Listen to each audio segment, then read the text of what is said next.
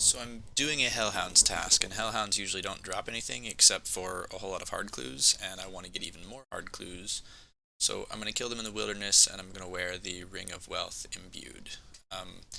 The imbue scroll for the Ring of Wealth is something that you get from Last Man Standing. It costs like 250k on the Grand Exchange, or 5 LMS points.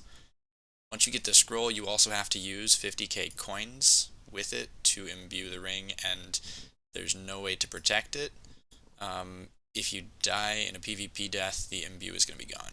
So that's 300k that you're risking no matter what. So when I talk about low risk and setups in this later on, that 300k is always on the line, and there's just no way around that. But I think I found a very low risk way to do this. So I have these three items, which are going to be my protected expensive items for now.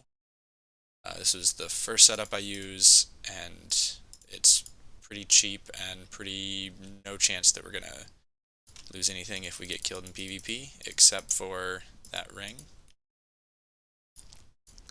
And then we're going to go kill these things in 20 wilderness, and because we're going to be in 20 wilderness, it doesn't prevent me from teleporting with these.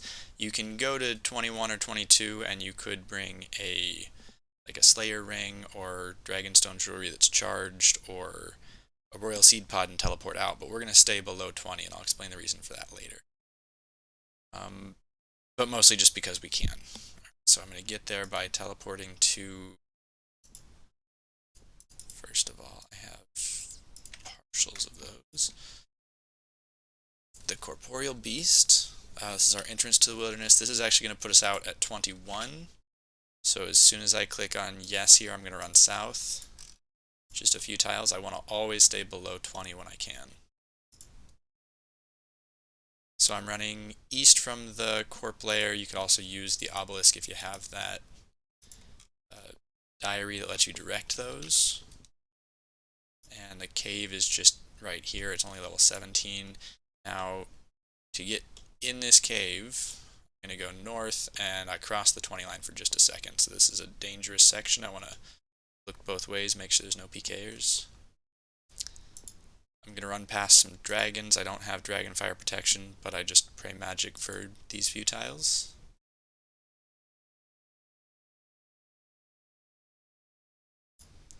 Then I get here, protect from melee. We'll go ahead and my potions, and now I can pretty much just AFK. At this point I'm just going to sit and wait until I get some drops, or until I get hard clue scroll that I'm looking for. I want to point out my settings. I've got auto retaliate turned on because these guys will aggro me and I can just stand and keep killing them without much effort. Edge settings. I also want to make sure I have PK skull prevention.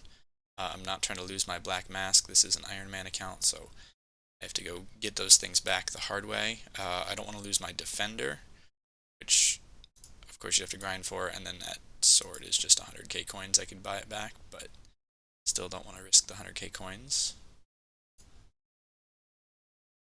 And I forgot to mention, he just dropped a blighted anglerfish. So that's the real reason we're here. These guys have a new drop table. They drop blighted food. They drop a lot of... Now, these are my last couple of tasks. I did a few at... There we go. There's crab teleport. It's expensive. I did a few at the catacombs, so we can see the catacomb stuff here. I'm not sure how many, but most of these have been in the wilderness. And I got a Trover parchment, and that was worth 2.4 mil. I put that in a Death's Coffer. These guys can also drop the Ring of Wealth Imbue Scroll, so if you don't want to get that from LMS, you can get it here, the Magic Shortbow Scroll as well. Not just these Hellhounds, but everything in this Wilderness Slayer cave. So if you want to barrage your Necreel and Dust Devil tasks here, that's an option now. I like prayer. I'm going to close my looting bag so that goes in my inventory. Should be picking up this food too. I should not be standing here with no food. I'm feeling pretty safe though. I've got the player indicator plug-in, and I've got other players highlighted in red. So I'll see a red name on the mini-map with plenty of time to click my teleport. I'm at level 20. This row north of the ladder is the last row of 20. And when I step here, I'm in 21, so that's a risky spot to be. Being on the line is fine, and if I'm killing a Hellhound that's right there, I want to step south so that it doesn't drop north of the line. For this setup, that's not a huge deal, but I'm about to go back and put on some better gear and explain why better gear really only works when you can stay below 20 wilderness.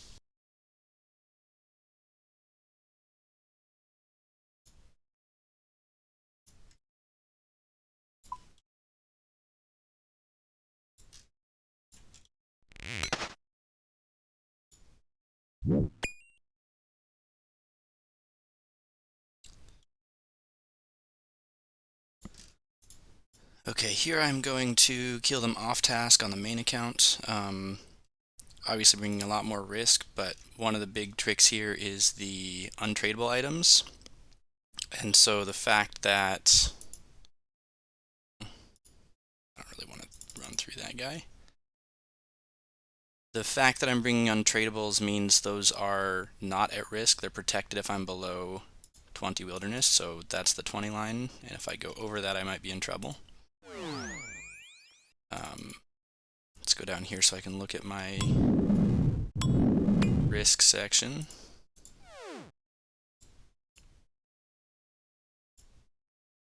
So if I'm killed by a player, these 3 items are protected. They're going to be damaged. They'll show up in Lumbridge with a thing that I have to pay Purdue to fix them. So 50,000, 100,000, 140 total. So 50, 50, and 40. And then that's protected totally for free. I won't lose arc light as long as I don't cross that line. I can stand on the yellow line, and I won't lose any of these. So same idea, come out here, start killing these guys. If I want to get their attention and they're too far away, that's what the crossbow is for. Oops. I want to never run above that, so hopefully I can avoid that. Now, if PKers show up, there are 3 possible outcomes. Number 1, I click the teleport and escape before they teleblock me. That's the best case scenario. That's what I'm hoping for. Possibility 2 is they land teleblock and I'm dead. If it's a team, I'm pretty much guaranteed to die, so basically always click that before they teleblock you. Option number 3, if it's a solo PKer, if there's just one of them, I might be able to fight back. I would run down to here, and that way I'm away from these guys. I can pray against whatever I need to. I would also maybe try to land an entangle. This is why I've got these entangle bags. If you can entangle them, you could step underneath them, and then you can hit the logout button before they can get you. But notice one of my 3 options is not running away. There's no chance that I'm running all the way out. I'd have to run above the 20 line to get to the exit, and getting to the exit, it's still multi. It's not really safe from PKers. So when you get attacked, if you don't teleport out, you just got to accept that you've died, and that's why we're bringing minimal risk. And again, if it's a single player, you can fight back. You can try to hit them, make them run out of food, make them make them stop praying smite. They're going to have this prayer up over their head. That drains your prayer. If you can hit them so they have to protect against you, then they can't drain your prayer with smite. Again, if you know you're going to die, make sure you turn on protect item, make sure you start drinking prayer potions. Because eating is just going to make it so they can drain your prayer all the way down. You're better off protecting what you have left.